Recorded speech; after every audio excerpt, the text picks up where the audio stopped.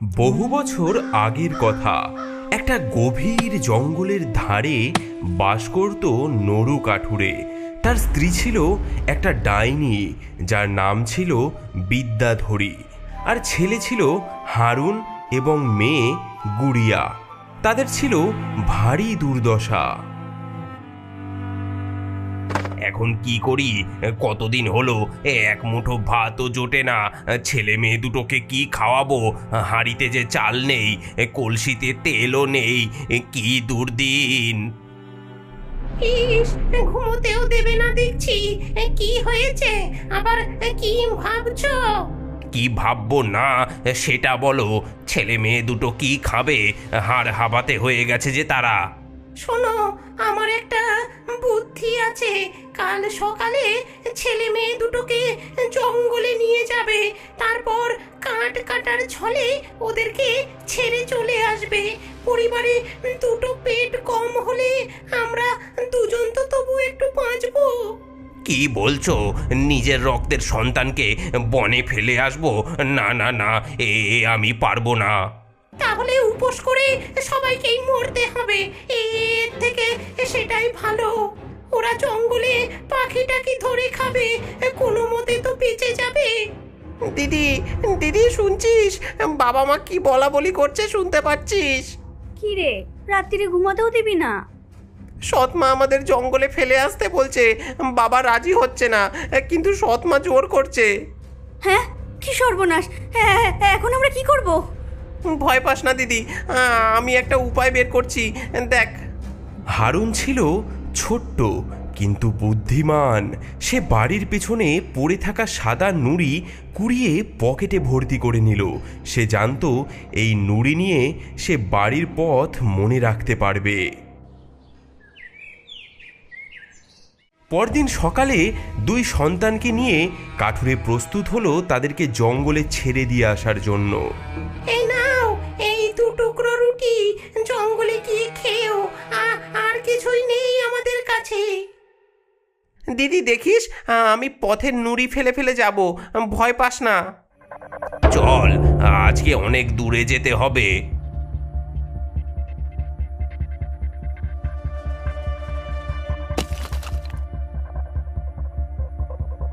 হারুন, মাঝে মাঝে কেন থামছিস? কি দেখছিস পেছন ফিরে? হ্যাঁ বাবা, আমাদের বাড়ির ছাদে ওই লাল টুটি মোরগটাকে দেখছি। ছাদের ওপর বসে ডাক দিচ্ছে, আমাদের বিদায় জানাচ্ছে। কি সব বাজে বাজে বকছিস? ওটা ওটা মোরগ নয়, সকালের সূর্য ছাদের দিকে মাথা তুলেছে। কিন্তু আসলে হারুন মোরগ টোরগ কিছুই দেখছিল না। সে চুপি চুপি পাথরের টুকরোগুলো জঙ্গলের পথে ফেলে যাচ্ছিল, যাতে পরে সে সেই পাথরগুলো দেখে তার বাড়িতে ফিরতে পারে। আমি এখন একটু কিছু কাঠ কাটবো, তোমরা বসে একটু বিশ্রাম নাও। এখানে আগুন জ্বালিয়ে দিচ্ছি, শীত লাগবে না।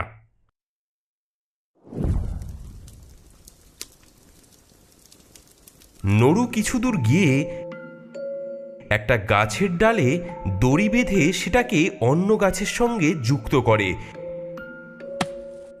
হাওয়ায় দড়ি ঝুলে দুলতে থাকে আর ঠক ঠক শব্দ করে। তোমরা দুজন এখানেই বসে থাকো, আমরা আমরা কাঠ কেটে আসি। ভাই, বাবা মা কোথায় গেল? ওরা আমাদের ফেলে চলে গেছে দিদি। ঠক ঠক করে যে শব্দ হচ্ছে, ওটা আদেও কাঠ কাটার শব্দ নয়, বাতাসে একটা ডাল দুলছে। আমরা এখন কি করব ভাই? রাত হলে জঙ্গলের বাঘ খেয়ে ফেলবে না তো? কাঁদিস না দিদি, আমি পথের নুড়ি ফেলে এসেছি, সেগুলো দেখে আমরা বাড়ি ফিরব। কিন্তু দুঃখের বিষয়, যখন সন্ধ্যা নামলো তারা দেখল যে পথে ফেলা নুড়িগুলো আর নেই। জঙ্গলের পাখিরা মনে করেছিল সেগুলো দানা, তাই তারা সেগুলো সব খেয়ে ফেলেছিল। ভাই, আমার খুব ভয় করছে। চারিদিকেই তো জঙ্গল, ঘর বাড়ি তো কিছুই নেই। ভয় পাস না দিদি, আমি আছি তো।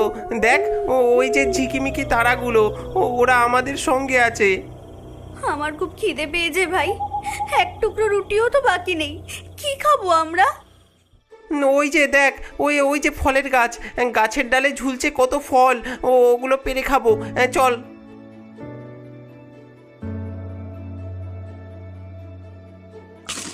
থু থু থু, এত টক যে জিভ একেবারে জ্বলে যাচ্ছে। থু থু। আহ, কি বিচ্ছিরি স্বাদ, এগুলো যে খাওয়া যাবে না। থু থু। এভাবে 2 দিন 2 রাত ধরে বনে জঙ্গলে ঘুরে বেড়ালো হারুন আর গুড়িয়া। খিদে তৃষ্ণায় ছটফট করতে লাগলো তারা। দেখ দেখ ভাই, কি সুন্দর পাখি। হ্যাঁ, এটা যেন কিছু বলতে চাইছে। চিকচিরিক চিকচিরিক, আমার পেছন পেছন এসো, আমি তোমাদের পথ দেখাবো। হ্যাঁ, অবাক কাণ্ড, পাখিটা যে কথা বলছে। চল, ওর পিছু নিয়ে আমরা।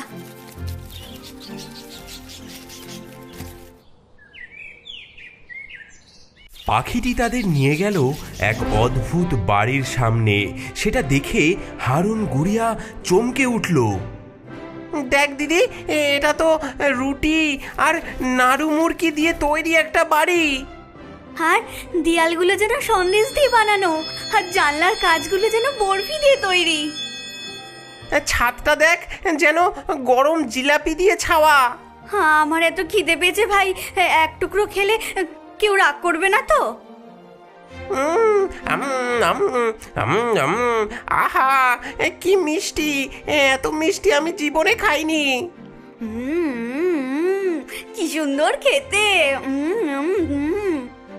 মিষ্টি খেতে খেতে হারুন আর গুড়িয়া এতই মত্ত হয়ে গেল যে তারা লক্ষ্যই করল না কখন বাড়ির দরজা খুলে গেছে। কে রে? কে আমার মিষ্টি বাড়িটা খেয়ে ফেলছে? মাসিমা, আমাদের বড্ড খিদে পেয়েছিল, তাই আমরা অল্প একটুখানি খেয়েছি, দয়া করে রাগ করবেন না। আমরা আমরা পথ হারিয়ে জঙ্গলে আটকে পড়েছি, দয়া করে ক্ষমা করে দিন আমাদের। আহা বাছারা, তোমরা ভয় পেও না, আমি একদম রাগ করিনি। এসো ভেতরে এসো, তোমাদের আরো মিষ্টি খাওয়াবো। এই বুড়ি আসলে ছিল এক ভয়ঙ্কর ডাইনি। সে নিজের মিষ্টির বাড়ি দিয়ে শিশুদের ফাঁদে ফেলতো, তারপর তাদের খেয়ে ফেলতো। আহা, কি মোটা সোটা ছেলে, বেশ রসালো মাংস হবে। মানে মানে বেশ মিষ্টি মিষ্টি ছেলে। হ্যাঁ, আপনি কিছু বললেন? বললাম কি মিষ্টি মিষ্টি ছেলে মেয়ে। আহা, তোমাদের দেখে আমার মনটা একেবারে জুড়িয়ে গেল।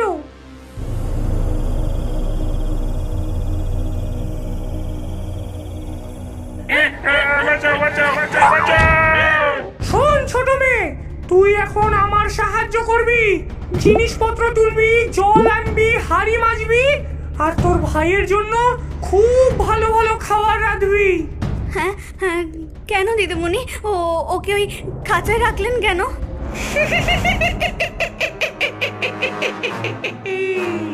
ও যেন পালিয়ে না যায়, আমি ওকে মোটা সোটা করে তারপর। দিদি দিদি সাবধান, ওই বুড়ি আমাদের খেয়ে ফেলতে চায়। ঠিক ধরেছিস হাবলা ছেলে, তোদের জন্যই তো এই মিষ্টির বাড়ি বানিয়েছি। শিশুরা এখানে আসে আর আমি তাদের খাই।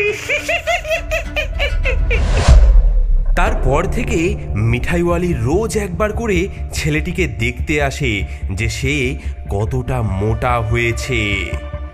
এই একটা আঙুল বাড়িয়ে দে, দেখি কতটা মোটা হয়েছিস। কিন্তু হারুন ছিল বড়ই চালাক। সে আঙুলের বদলে একটা চিকন হাড়ের টুকরো বাড়িয়ে দিল। ডাইনির চোখ ছিল খুবই খারাপ, সে বুঝতেই পারল না। এখনো খুব রোগা, ওকে আরো খাওয়াতে হবে। এভাবেই রোজ ডাইনি আসতো ছেলেটি কতটা মোটা হয়েছে তা দেখতে। এদিকে ছেলেটিও চালাকির সঙ্গে সেই হাড়ের টুকরো সেই ডাইনিকে দেখাতো। এভাবেই 1 সপ্তাহ পার হয়ে গেল। ডাইনি ক্রমশ অধৈর্য হয়ে পড়ল।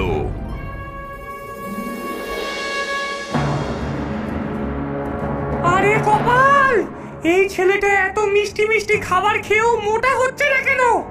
আর অপেক্ষা করা যাবে না, কাল সকালে এই ছেলেকে রান্না করব। বাঁচাও, বাঁচাও, কেউ আমাদের এই ডাইনির থেকে বাঁচাও। কি বিড়বিড় করছিস? যা যা, উনুন গরম কর, কাল ভোরে তোর ভাইকে তাতেই ফেলে দেব।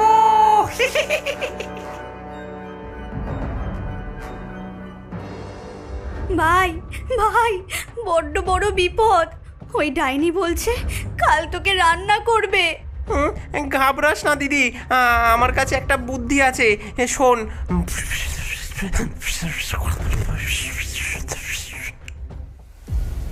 এই মেয়ে, উনুন গরম হয়েছে, আগুন ভালো করে জ্বালিয়েছিলিস? হ্যাঁ দিদিমণি, আগুন জ্বলছে, কিন্তু উনুনের ভিতর কেমন গরম হয়েছে তা তো আমি বুঝতে পারছি না। কিন্তু এই উনুনের ভিতর আমি ঢুকবো কি করে? কি বোকা মেয়ে রে বাবা, এটাও জানিস না? দেখ, আমি তোকে দেখাচ্ছি কিভাবে উনুনের ভেতরে ঢুকতে লাগে। সেই ডাইনি উনুনের ভেতরে তার মাথা ঢুকিয়ে উনুনের আঁচ পরীক্ষা করতে লাগলো। ঠিক আছে, আগুন ভালো জ্বলছে, কিন্তু গুড়িয়া তৎক্ষণাৎ সেই ডাইনিকে ধাক্কা দিয়ে উনুনের ভেতরে ফেলে দেয়। ভয়ঙ্কর চিৎকার করে সেই ডাইনি ভেতরে পড়ে যায়। ওরে বাবারে, ওরে বাবারে, বাঁচা, বাঁচা, ওরে হতচ্ছাড়া, তোরা কি করলি? উড়ে গেলাম, জ্বলে গেলাম, বাঁচা, ওরে বজ্জাত ছেলে মেয়ে, বাঁচা আমাকে, গেলাম রে। হয়ে গেছে, হয়ে গেছে ভাই, আমি ওই দুষ্টু ডাইনিকে উনুনের ভেতরে ফেলে দিয়েছি। হ্যাঁ, সাব্বাস সাব্বাস দিদি, এবার খাঁচার চাবিটা খুঁজে বের কর। গুড়িয়া ডাইনির ঘর তন্ন তন্ন করে খুঁজে চাবি বের করলো, হারুনকে খাঁচা থেকে বের করে আনলো। তারপর ঘর খুঁজতে গিয়ে দেখলো অবাক কাণ্ড। ভাই, ভাই, এদিকে আয়, দেখ, বাক্স ভর্তি হিরে, সোনা, মুক্ত। হ্যাঁ, বুড়ি সব শিশুদেরকে এতদিন ধরে এনে খেত, আর আর তাদের সোনা দানা এইখানেই লুকিয়ে রাখতো। কিন্তু কিন্তু এবার আমরা বাড়ি যাব কি করে? আমরা পথ তো জানি না।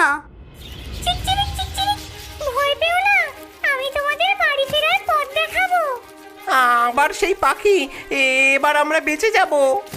পাখিটি সামনে সামনে উড়তে থাকে আর সেই দুটি বাচ্চা তাদেরকে অনুসরণ করে। কিছু দূর যেতেই একটা বড় নদীর পাড়ে এসে তারা থামে। এখন এত বড় নদী পার হব কি করে? নৌকা নেই, সাঁকো নেই, এখন উপায়? কোয়াক কোয়াক, আমি তোমাদের পিঠে করে ওপারে নিয়ে যাব, একজন একজন করে চড়ে বসো। হ্যাঁ, হাঁসও কথা বলে?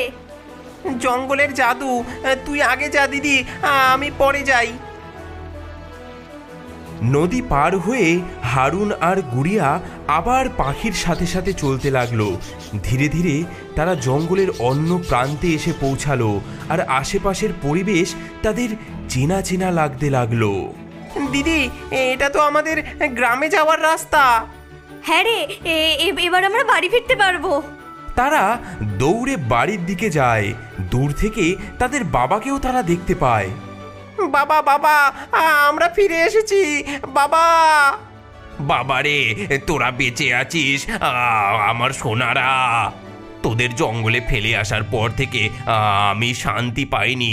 কতবার খুঁজতে গেছি কিন্তু তোদের পাইনি। তোদের সৎমা সে কিছুদিন আগেই মারা গেছে। আমি ভুল করেছি বাবা। বাবা, আমরা তোমাকে ভালোবাসি বাবা।